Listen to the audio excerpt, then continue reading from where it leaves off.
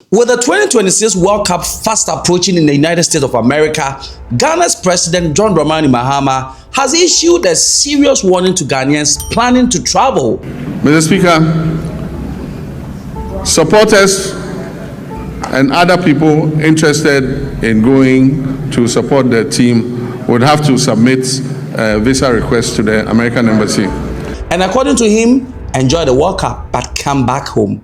We are being told that we must ensure that supporters who go return on the visas. Because according to him, it took years of hard diplomatic work to restore Ghana's 5 years US visa privilege, and so that process must not be destroyed. It has taken a lot of work to restore Ghana's 5-year non-immigrant visas and take us off the ban list. It is my hope that this event will not send thousands of Ghanaians to America and get us back on the ban list. And now the US ambassador to Ghana has also echoed the same caution. And so what exactly is at stake? Let's break it down. Don't forget to like, comment, subscribe, and now let's get into the video.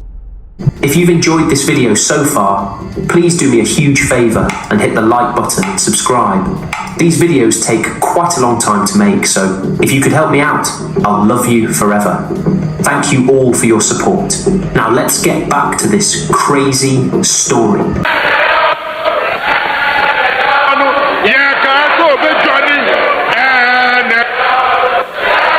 Honorable members. Honorable members.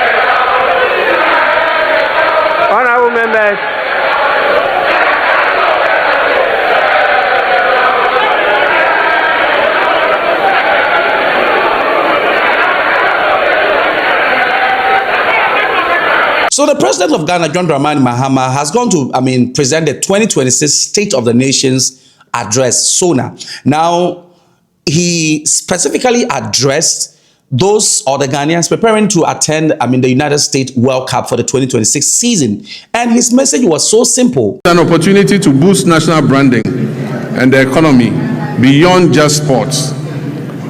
Mr. Speaker, supporters and other people interested in going to support the team would have to submit a visa request to the American Embassy.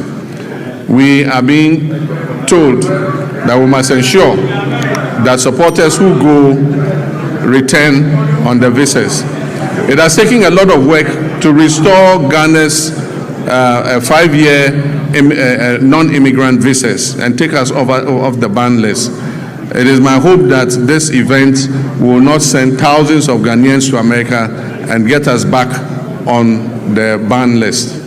He stressed that Ghana has recently gained the opportunity for citizens to receive 5 years multiple entry visas to the United States of America, a privilege that had earlier on phased out. And according to the president, it took a lot of work to restore that out. And so the president made it clear that those who travel for the World Cup must return home after the tournament. First of all, the US Embassy in Ghana has a message for the Ghanaians that will be going to the World Cup.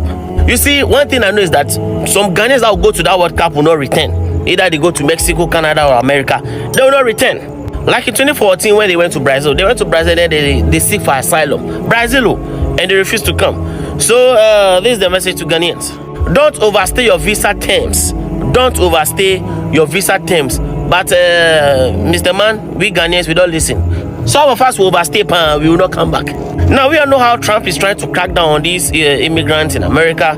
The immigrant visa is restricted to Ghanaians and some other African countries. And also how ISIS is going around arresting people, and sadly some people have also lost their lives in the process of their arrest. So if this man says don't overstay your visas, I think it's a nice advice just to avoid problems. But some Ghanaians, they are sonding, they will overstay, and they will forcefully have to bring them. Is it forcibly? They'll forcibly have to bring them back. Because Charlie, Ghana is hot too. So you go to America, good economy and things. Look, I don't think some people hide more. I think Kotoko went to America for a preseason. 2 players ran away. So now whether they found them or not, we don't know.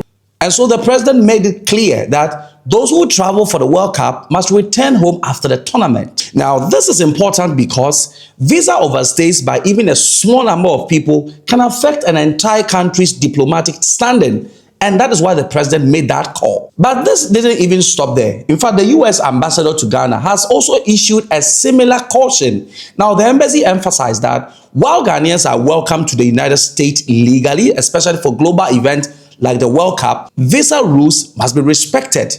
And so overstaying could lead to visa revocations, future travel restrictions, stricter screening for all Ghanaian applications, and that could undo the progress that the government have worked hard to rebuild. Is what's called FIFA Pass.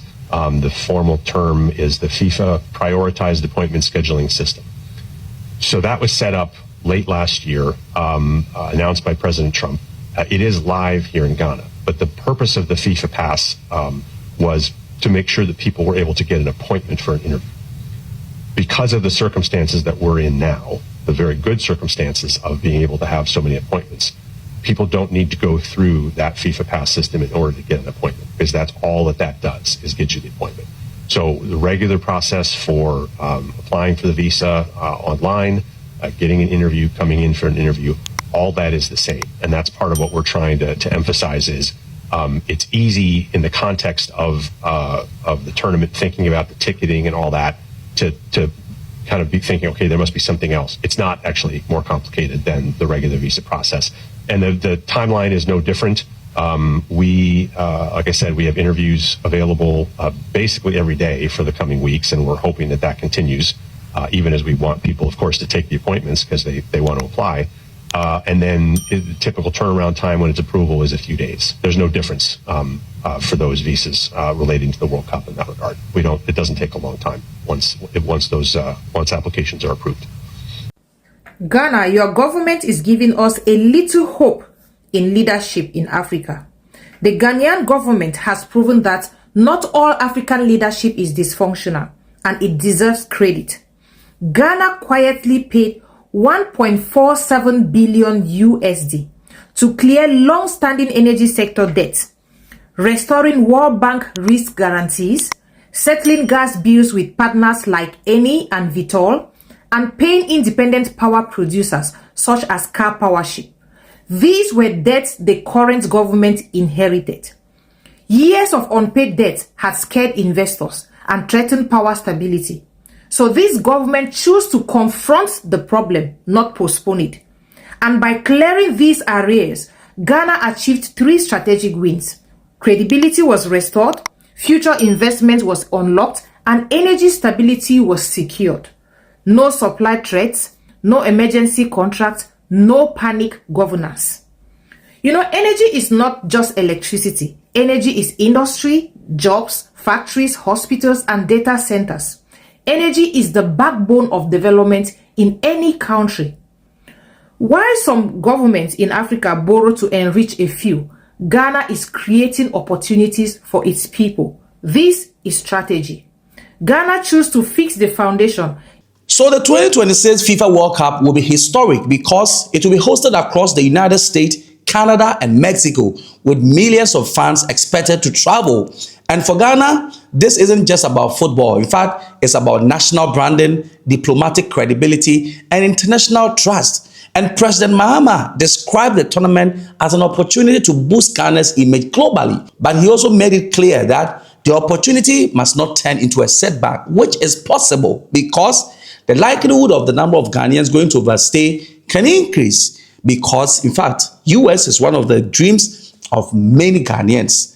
What's your take on the video? What do you also have to tell Ghanaians who have gotten, the opportunity to travel for the World Cup? Leave your comment in the comment section. It's around for today.